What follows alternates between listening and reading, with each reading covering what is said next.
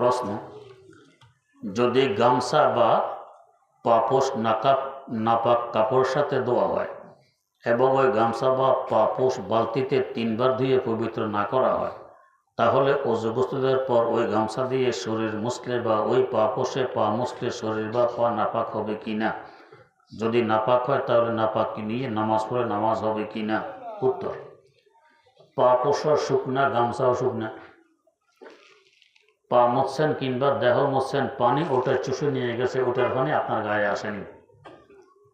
যদি নাপাকির কোনো আছড়ার চিহ্ন আপনার গায়ে না লাগে তো নাপাক হবে না, নামাজ পড়তে পারবেন।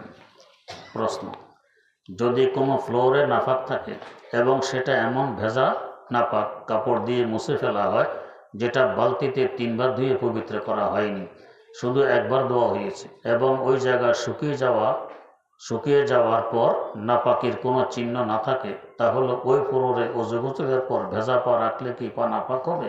উত্তর, যদি টাইলসের হয়, যে টাইলসগুলো মসৃণ তার উপরে গ্লাসের আবরণ থাকে, এরকম টাইলস যদি হয় তো ভিজা কাপড় দিয়ে একবার মুছছেন, এই টাইলস পাক হয়নি, এখানে আবার ভিজা পা লাগলে ওটা নাপাক হয়ে যাবে।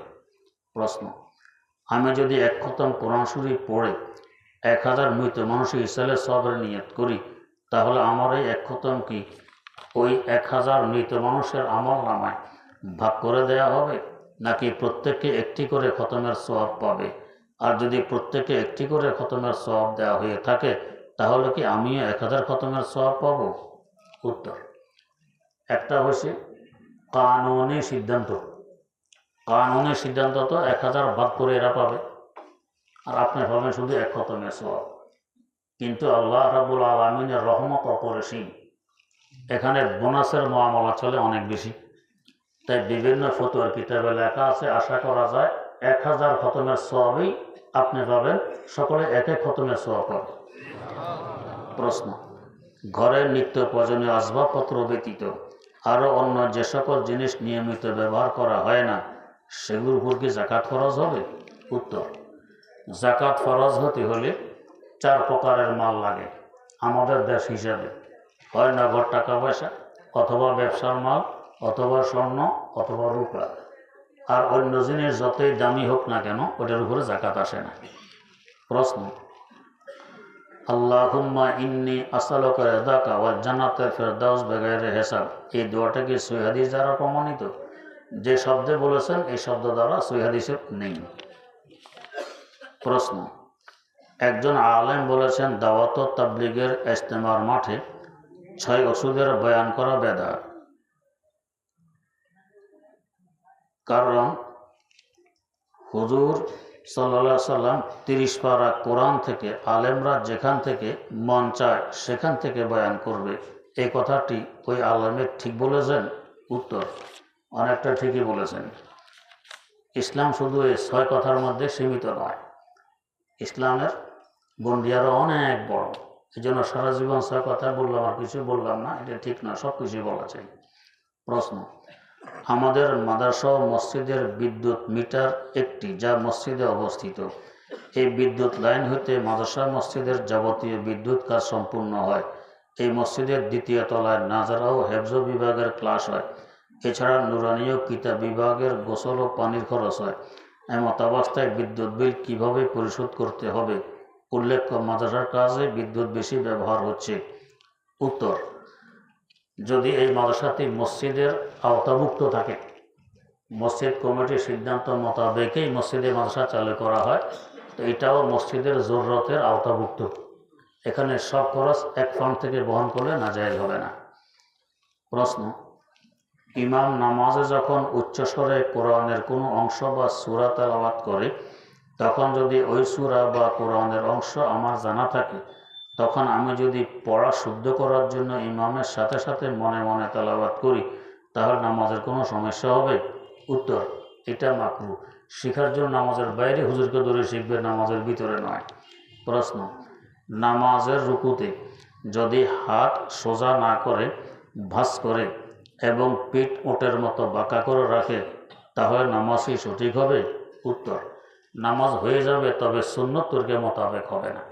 সুন্নত হল কোমর, পিঠ এবং মাথা এক বরাবর থাকা। প্রশ্ন, আমাদের দেশে বিভিন্ন রাজনৈতিক দল রয়েছে যার কোনোটি শরিয়া আইনে বিশ্বাসী নয়। তারা এমনটি প্রকাশ্যে বলে। এমন দলকে সমর্থন করলে ঈমানের মধ্যে কোনো ত্রুটি আসবে কি না? এখানে দুইটি কথা বোঝার। যে কথা বলে শরিয়া আইনের বিশ্বাসী নয়, এটা কি ইসলামী দল হইল? এটা ইসলামী দল নয়। আর যারা বাস্তবে কথা বলবে যে আমাদের দল বা আমরা শরিয়া আইনে বিশ্বাসী নয়, এদের ঈমান নেই। যদি আগে এরা মুসলমান থাকে, এখন মোরতাদ হয়ে গেছে কথা বলার সাথে সাথে, নিঃসন্দেহে মোরতাদ হয়ে গেছে, ঈমান নেই। আর আগে থেকে যদি কাফের থাকে তো বলতেই পারে। প্রশ্ন,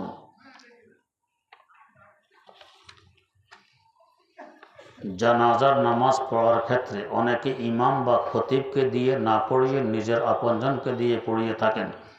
এমনকি অনেকে মৃত্যুর আগে বলে যায় যে আমার ছেলেকে বা আমার ভাইকে দিয়ে আমার জানাজার নামাজ পড়াবে। আমার প্রশ্ন, একজন আলেমকে দিয়ে জানাজার নামাজ পড়ানো উত্তম নাকি আপনজনকে দিয়ে পড়ানো উত্তম?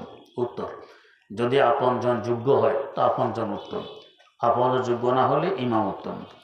প্রশ্ন, আমাদের এলাকায় মৃত ব্যক্তিকে দাফন করার পর সেখানে দাঁড়িয়ে আপনজনরা দোয়া করে থাকে। এভাবে দাফনের পর কবরের কাছে দাঁড়িয়ে দোয়া করা ঠিক কিনা? উত্তর, জি ঠিক। হাদিস শরীফ আছে, দাফনের পরে তোমরা সাথে সাথে স্থান ত্যাগ করবা না, তার জন্য দোয়া ইস্তেগফার করতে থাকো, যেহেতু এই মুহূর্তে তার সুয়াল জবাব হবে। মুনকার নাকির এসে প্রশ্ন করবে, তো তোমরা দোয়া করতে থাকো যাতে তার প্রশ্নগুলোর জবাব সহজভাবে সে দিতে পারে।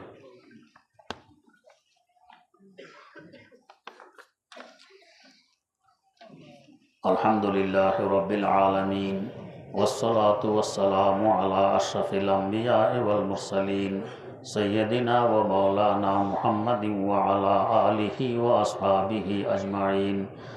রব্বানা আতিনা ফিদ দুনিয়া হাসানাতাও ওয়া ফিল আখিরাতি হাসানাতাও ওয়া কিনা আযাবান নার। রব্বানা লা তুযিগ কুলুবানা বা'দা ইয হাদাইতানা ওয়া হাব লানা মিন লাদুনকা রাহমাতান ইন্নাকা আনতাল ওয়াহ্হাব। রব্বিরহামহুমা কামা রাব্বায়ানি সগীরা। রব্বিরহামহুমা কামা রাব্বায়ানি সগীরা। রব্বিরহামহুমা কামা রাব্বায়ানি সগীরা। আল্লাহুম্মা লা তাদা' লানা যামবান ইল্লা গফারতা ওয়ালা হাম্মান ইল্লা ফাররাজতা ওয়ালা দাইনান ইল্লা কাযাইতা ওয়ালা মারিদান ইল্লা শাফাইতা ওয়ালা হাজাতাম মিন হাওয়াইজিদ দুনিয়া ওয়াল আখিরাতি ইল্লা কাযাইতাহা ইয়া আরহামার রাহিমিন। আল্লাহুম্মা আরিনাল হাক্কা হাক্কান ওয়ারযুকনা ইত্তিবা'a ওয়া আরিনাল বাতিলা বাতিলান ওয়ারযুকনা ইজতিনাবা। ইয়া মুকাল্লিবাল কুলুব সাব্বিত কুলুবানা আলা দীনিক। ইয়া মুকাল্লিবাল কুলুব সাব্বিত কুলুবানা আলা দীনিক। ইয়া শাফিল আমরাজ ইশফি মারদাতিনা। ইয়া দাফিআল বালিয়াত ইদফা বালিয়াতিনা। ইয়া হাল্লালাল মুশকিলাত হাল্লিল মুশকিলাতিনা। ইয়া সাত্তারাল উয়ুব উস্তুর উয়ুবানা। ইয়া গফফারাজ যুনুব ইগফির যুনুবানা। ইয়া আরহামার রাহিমিন ইরহাম আলাইনা। রব্বানা তাকাব্বাল মিন্না ইন্নাকা আনতাস সামিউল আলিম ওয়া তুব আলাইনা ইন্নাকা আনতাত তাওয়াবুর রহিম। সুবহানা রাব্বিকা রাব্বিল ইজ্জাতি আম্মা ইয়াসিফুন ওয়া সালামুন আলাল মুরসালিন ওয়াল হামদুলিল্লাহি রাব্বিল আলামিন।